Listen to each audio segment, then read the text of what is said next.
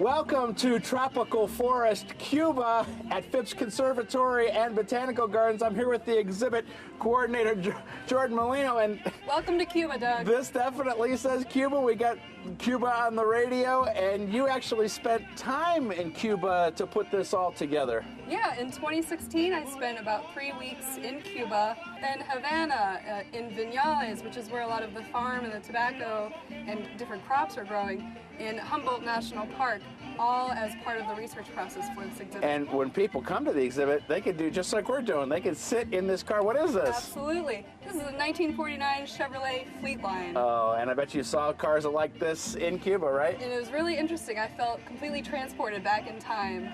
These cars are still running on the road in Cuba today. Amazing. Let's go look at the show.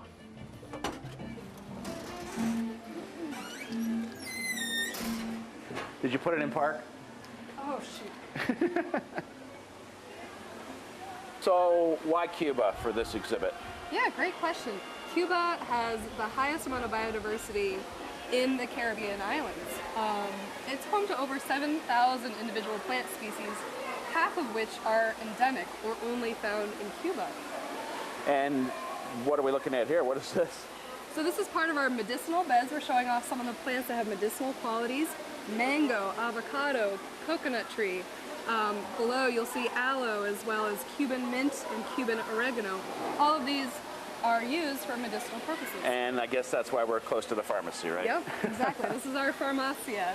And here we talk about the connection between medicinal plants, medicines used in the farmacias, and pharmaceuticals as well. All right, I'm ready to stop at the cafe. Of course. What did you learn about the culture of Cuba?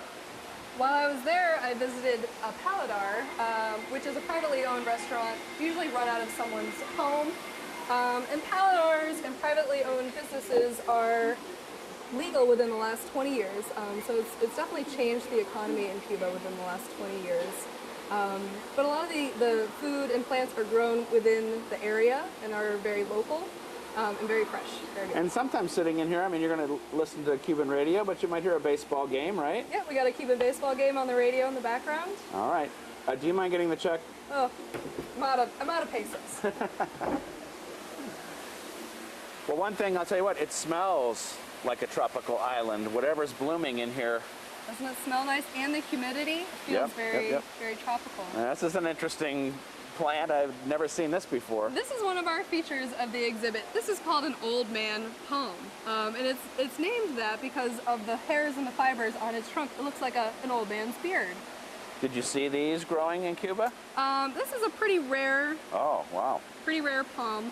This palm tree is about 5 or 6 feet tall. This is about 20 years old. So Cuba is known for its very slow growing palm trees. And a lot of that has to do with the limestone soils. Let's keep looking.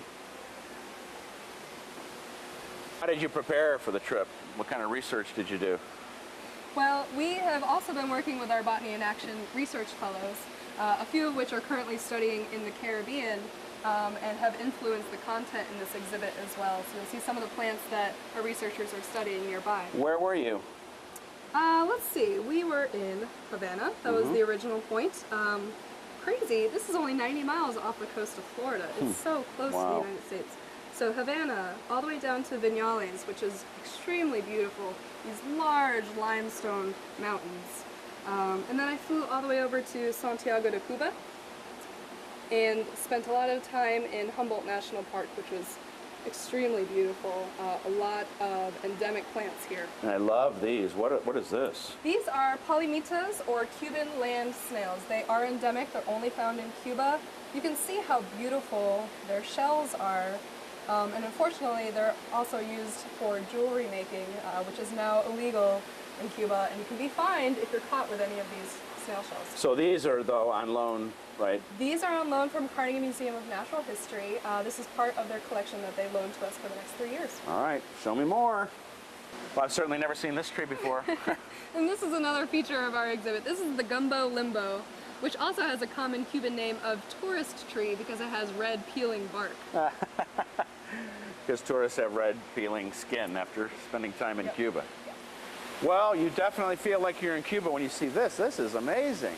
Yeah, this entrance to our special events hall was based off of the architecture found in Old Havana. You'll see a lot of the Spanish colonial architecture. We even had our own custom stained glass windows or vitrales made for the structure. That's awesome. Well, that must have been one of the real treats of visiting too, was the architecture for you. I know the plants are important. Plants are important, but you got to have that content to make the plants important.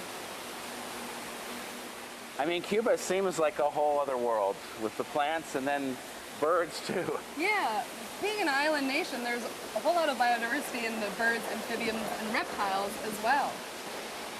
And while I was in Cuba, I met the author and illustrator of the Cuban Endemic Bird Field Guide. Really great guy.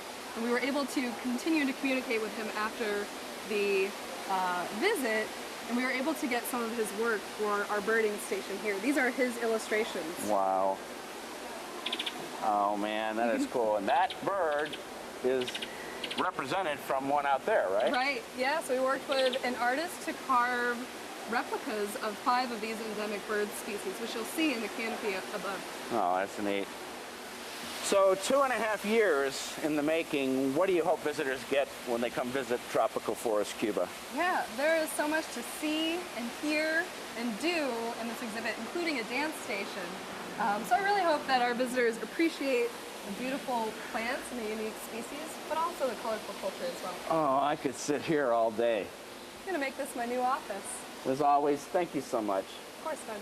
Tropical Forest Cuba is an amazing look at a different environment. It's something you should see. Back to you in the studio.